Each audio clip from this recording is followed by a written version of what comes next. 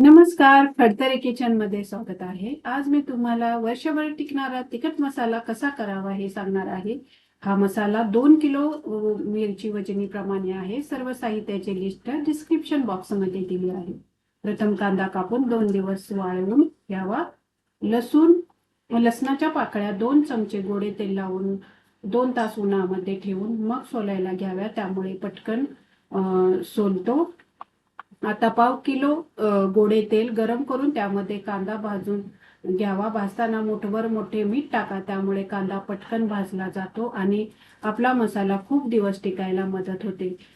नंतर 2-2 चमचे तेल टाकून मी सगळे मसाले छानसर भाजून घेतलेले आहे। त्यामध्ये एक टीप आहे की हळकुंड, हिंग, खडे जायफळ हे फोडूनच तळावे, त्यामुळे ते चांगले भाजले जातात।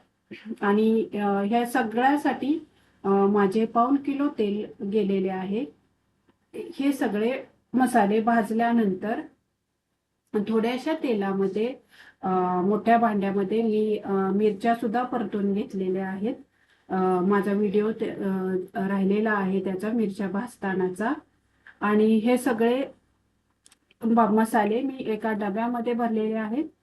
फक्त खोबरे आणि खोबरे सेपरेट भरलेले आहे आणि कांदा सुद्धा नेहमी डंगामध्ये नेताना एका डब्यामध्ये सेपरेट भरावा। ह्या मसाल्यामध्ये मिक्स करू नका। अशा पद्धतीने हे सगळे भाजून झाल्यानंतर हे डंगामध्ये मी कुटून आणलेले आहे। आणि 2 किलो मिरचीच्या वजनीप्रमाणे 6 किलो तिखट होते।